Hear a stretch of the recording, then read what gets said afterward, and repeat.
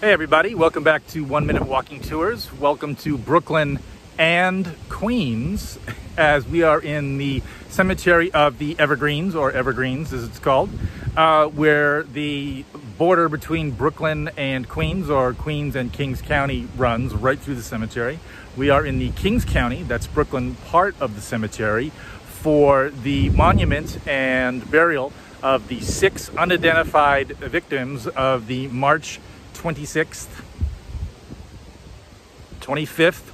1911 fire at the Triangle Company, which was manufacturing what was called a shirtwaist, which is a stylish top that women wore in 1911. So the Triangle Shirtwaist fire, which was one of the most horrible, industrial disasters in American history, and would lead to really to the New Deal, to a lot of reforms, both in how New York City and other cities would respond to emergencies such as fires. And one of the things I can certainly point out to you right away that is a long-lasting reform is that when the women, the employees, the seamstresses, everybody who made their way to the fire exits or to the doors to try to escape the 8th floor where the fire started, the doors opened inward. So if you can imagine people running for their lives and they're all going for the doors and they don't open out into the stairway, that's very difficult to try to get people out. So that's why doors now, when you go to an exit, leaving a theater, leaving wherever, the door opens out into that exit, into that parking lot, into that stairwell. That's because of the Triangle Shirtwaist fire. And that was a huge safety reform because of this fire, as I said. Now, one of the witnesses to the fire, when it actually happened, was a woman named Frances Perkins, who 22 years later would become Secretary of Labor under Franklin Roosevelt. And she said, and he agreed, that this fire was really the beginning of the New Deal, that there should be reforms, not only on law enforcement in terms of what labor should be like in the United States. How many hours, of course, is always a big discussion. 54 was the hours the New Deal was aiming for. We have 40 now. But the amount of hours, but also what should the breaks be like? What should the safety be like? What should management be held accountable for? The owners of the Triangle Fire were not found guilty of murder. They were found guilty of negligence and manslaughter. But they really hadn't done anything that other employers weren't doing. Some of the exits had been chained or locked shut to keep out union agitators, to keep women from sneaking out and smoking. I mean, really, things that we would consider pretty bad by today's standards. By any standards, really. But I keep going here. So 146 people will die.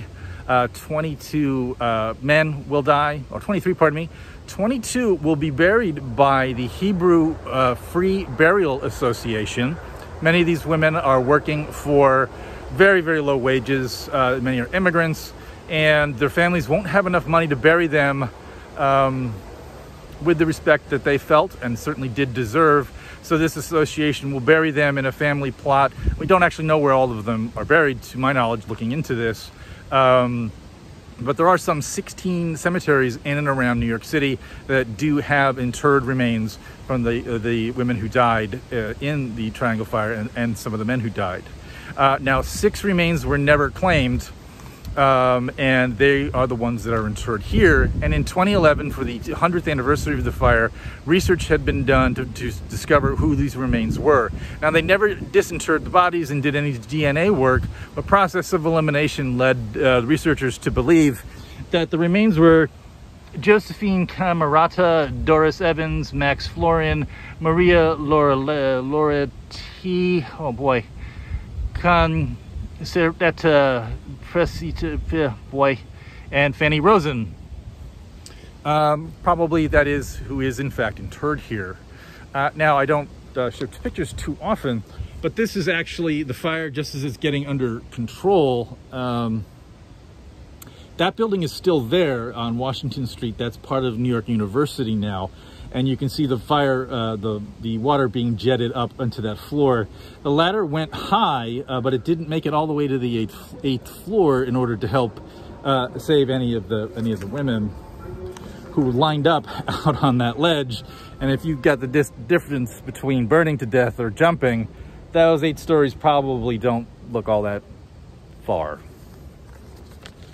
Now here you can see the whole of the factory was gutted, absolutely completely turned to ash.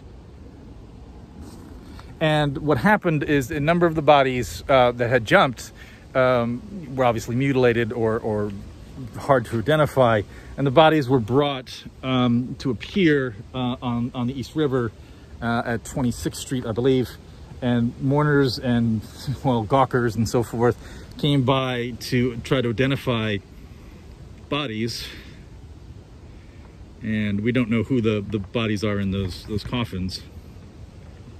And obviously 6 of them will be interred here, and still are. So, thank you for watching. I hope you enjoyed the video, and we'll see you here soon at 1 Minute Walking Tours.